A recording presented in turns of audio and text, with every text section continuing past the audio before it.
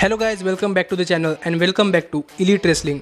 तो गाइज आज भी हम AEW कंपनी के बहुत ही बड़े और बहुत सारे अपडेट्स के बारे में बात करने वाले हैं। और गाइज आज इस वीडियो के अंदर हम जानने वाले हैं कि करंटली केनी ओमेगा के AEW कंपनी के अंदर रिटर्न के ऊपर कौन से बड़े अपडेट्स सामने आ रहे हैं, जिसके साथ ही हम जानने वाले हैं कि हाल फिलहाल में जेफ हार्डी की रिकवरी कैसी चल रही है। AEW कंपनी और न्यू जापान प्रो रेसलिंग के कंबाइन पेपर-व्यू यानी कि फॉरबिडन डोर पेपर-व्यू को लेकर न्यू जापान प्रो रेसलिंग ने एक और काफी बड़ी अनाउंसमेंट कर दी है, जिसके साथ ही हम जानने वाले हैं कि क्या AEW कंपनी अपनी कंपनी के अंदर और भी कई सारे पेपर-व्यूज लाने वाली है या नहीं। तो गाइज ये सब बातें जानने के लिए ये वीडियो एकदम आखिर तक देखना और ऐसे ही AEW कंपनी से रिलेटेड हर एक न्यूज, रूमर और अपडेट और AEW कंपनी के हर एक शो का रिव्यू पाने के लिए हमारे चैनल को सब्सक्राइब करना मत भूलना। पर अब ज्यादा देर न लगाते हुए चलिए वीडियो शुरू करते हैं और सबसे पहले बात करते हैं जेफ हार्डी की और जानते हैं कि हाल फिलहाल में जेफ हार्डी की रिकवरी कैसी चल रही है। तो गाइज अगर आपने हमारे चैनल के ऊपर AEW कंपनी के हर एक न्यूज, रूमर और अपडेट फॉलो किए हैं तो आपको पता होगा कि करंटली जेफ हार्डी को एक ड्रिंक एंड ड्राइव केस के अंदर अरेस्ट कर लिया गया था और इसीलिए हमें जेफ हार्डी AEW कंपनी के शोज के ऊपर नहीं देखने को मिल रहे। और जेफ हार्डी ने ड्रिंक एंड ड्राइव की थी, इसीलिए जेफ हार्डी को पनिश करते हुए AEW कंपनी के चेयरमैन यानी कि टोनी खान ने जेफ हार्डी को एक रिहैब के अंदर भेजा था। और टोनी खान ने कहा था कि जब तक जेफ हार्डी पूरी तरीके से AEW कंपनी अंदर अपनी रिकवरी नहीं कर लेते तब तक हमें जेफ हार्डी AEW कंपनी के शोज के ऊपर नहीं देखने को मिलने वाले। और तब से लेकर अब तक हमें जेफ हार्डी कहीं भी AEW कंपनी के शोज के ऊपर नहीं देखने को मिल रहे। लेकिन गाइज इसी के ऊपर बात करते हुए और ऐसे में जेफ हार्डी को लेकर कोई भी अपडेट सामने नहीं आ रही थी। लेकिन गाइज अब करंटली जेफ हार्डी के भाई मैट हार्डी इन्होंने जेफ हार्डी के हेल्थ स्टेटस को लेकर एक काफी इंटरेस्टिंग अपडेट शेयर की है। और यहाँ पर मैट हार्डी ने कहा कि करंटली जेफ हार्डी की रिकवरी एक काफी बढ़िया रिकवरी चल रही है और जितना कि मैट हार्डी ने सोचा था जेफ हार्डी उससे भी कई अच्छे तरीके से रिकवर कर रहे हैं। जो बातें मैट हार्डी ने हाल ही में बताई है जिससे कि हम समझ सकते हैं कि गाइस करंटली जेफ हार्डी की रिकवरी काफी अच्छी चल रही है और जेफ हार्डी यहाँ पर अपने डीमंस बुलाकर आगे बढ़ने के लिए रेडी है। पर गाइस हमें अब तक ये नहीं पता कि जेफ हार्डी की रिकवरी प्रोसेस कितनी लंबी चलने वाली है या फिर हमें जेफ हार्डी कब तक AEW कंपनी के शोज के ऊपर अपने रिटर्न करते हुए दिखाई दे सकते हैं। पर गाइस हाल ही में मैट हार्डी ने जो अपडेट दी है उससे तो यही लग रहा है कि जेफ हार्डी की रिकवरी काफी अच्छी हो रही है और मैं शायद AEW कंपनी के अगले पेपर-व्यू यानी कि ऑल आउट पेपर-व्यू तक जेफ हार्डी शायद अपने रिटर्न करते हुए दिखाई दे सकते हैं। तो देखना पड़ेगा कि ऐसा होता है या नहीं। पर मैं होप कर रहा हूँ कि हार्डी की रिकवरी काफी जल्दी हो और हार्डी अपना रिटर्न कर हमें AEW कंपनी के अंदर दोबारा से अपने बहुत ही बड़े रन के ऊपर जाते हुए दिखाई दे। लेकिन गाइज अब हम आगे बढ़ते हैं और बात करते हैं हमारे अगले अपडेट की और जानते हैं कि हाल ही में AEW कंपनी और न्यू जापान प्रो रेसलिंग के कंबाइन पेपर-व्यू यानी कि फॉरबिडन डोर पेपर-व्यू के ऊपर न्यू जापान प्रो रेसलिंग ने कौन सी बड़ी अनाउंसमेंट कर दी है। तो गाइज आपको तो पता ही होगा कि हाल ही में AEW कंपनी और न्यू जापान प्रो रेसलिंग इन दोनों ही कंपनियों ने साथ मिलकर एक बहुत ही बड़ा पेपर-व्यू किया था, जिस पेपर-व्यू का नाम था द फॉरबिडन डोर। और अगर आपने इस पेपर-व्यू का रिव्यू हमारे चैनल के ऊपर चेक नहीं किया तो आप ऊपर आए हुए कार्ड के ऊपर क्लिक कर आप इस पेपर-व्यू का रिव्यू हमारे चैनल के ऊपर देख सकते हैं। पर गाइज अभी पेपर-व्यू होकर काफी सारे हफ्ते हो चुके हैं, लेकिन अब हाल ही में इस पेपर-व्यू को लेकर न्यू जापान प्रो रेसलिंग ने काफी बड़ी अनाउंसमेंट कर दी है कि गाइज हमें new Japan pro wrestling forbidden door paper-view के ऊपर अपनी तरफ से एक डॉक्यूमेंट्री फिल्म लाती हुई दिखाई देने वाली है, जहां पर हमें देखने को मिलेगा कि किस तरीके से AEW कंपनी और न्यू जापान प्रो रेसलिंग ये दोनों ही कंपनियां साथ में आई और इन दोनों कंपनियों ने साथ में मिलकर फॉरबिडन डोर जैसा एक बहुत ही सक्सेसफुल पेपर-व्यू किया। जो सब बातें हाल ही में new Japan pro wrestling announce की है, जो देखा जाए तो AEW कंपनी के लिए काफी अच्छी बात है कि हमें काफी जल्दी AEW कंपनी और न्यू जापान प्रो रेसलिंग इस पेपर-व्यू के ऊपर एक बहुत ही बड़ा डॉक्यूमेंट्री देखने को मिलने वाली है और हमें शायद इस डॉक्यूमेंट्री के अंदर काफी सारे अंदर की बातें पता चलने वाली है। तो देखना पड़ेगा कि डॉक्यूमेंट्री कैसी होती है। पर गाइस जब तक न्यू जापान प्रो रेसलिंग ने अनाउंस नहीं किया कि इस डॉक्यूमेंट्री की लॉन्च डेट क्या है, इसीलिए करंटली तो हम इस डॉक्यूमेंट्री की लॉन्च डेट के बारे में कुछ नहीं कह सकते।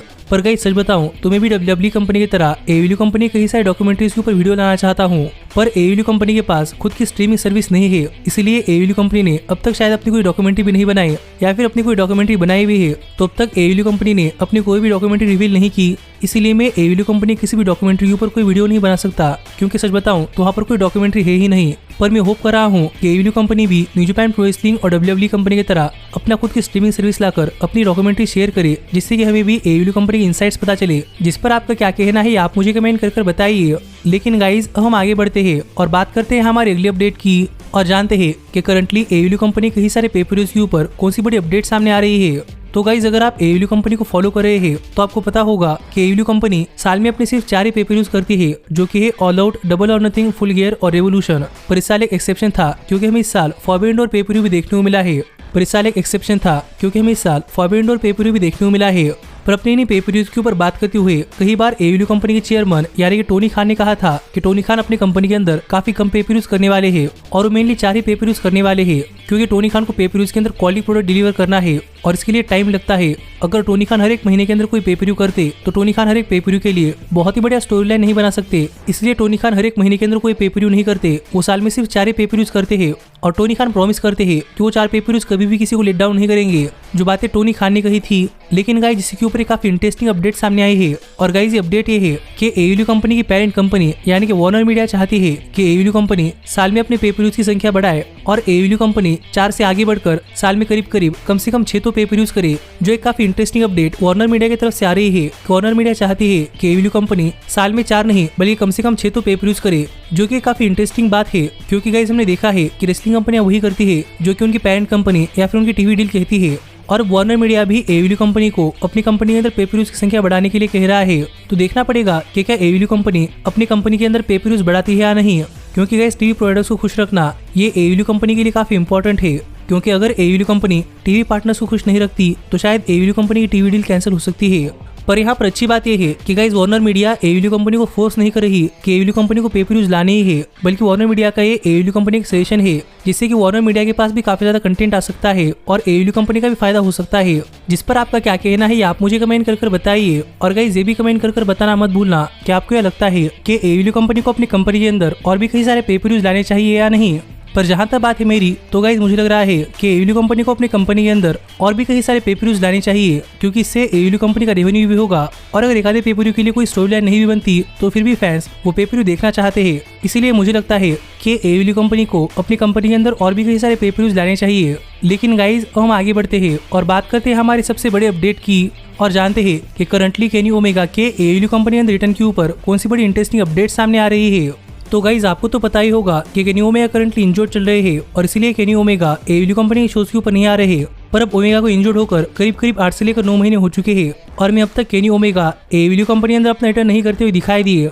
पर गाइज अब हाल ही में केनी ओमेगा रिटर्न को लेकर एक काफी इंटरेस्टिंग अपडेट सामने आई है। और गाइज ये अपडेट ये है कि एडब्ल्यू कंपनी ने केनी ओमेगा रिटर्न करने के लिए एक बहुत ही बढ़िया स्टोरी लाइन सोचकर रखी हुई है और एडब्ल्यू कंपनी ने कंफर्म कर दिया है कि अगर केनी ओमेगा वापस आते हैं तो उनके साथ क्या होगा।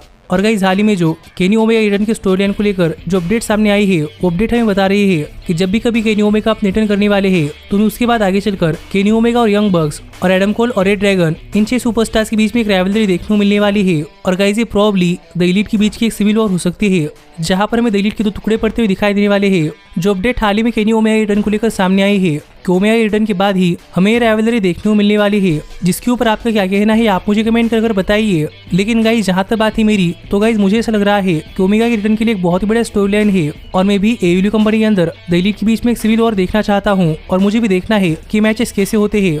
और गाइस आप ऐसे ही एडब्ल्यू कंपनी से रिलेटेड हर एक न्यूज रूमर और अपडेट और एडब्ल्यू कंपनी के हर एक शो का रिव्यू पाने के लिए हमारे चैनल को सब्सक्राइब करना मत भूलना। पर अब मैं मिलता हूं आपसे अगली वीडियो के अंदर, पर तब तक stay healthy, stay happy and keep watching elite wrestling. Hey, did you like that video? Click the screen for more. And where do you think you're going? Check out our official merchandise page and to support the entire cast. And thanks so much for being the elite. The elite, the elite. What, Nick, you're not going to sing it all with me this time?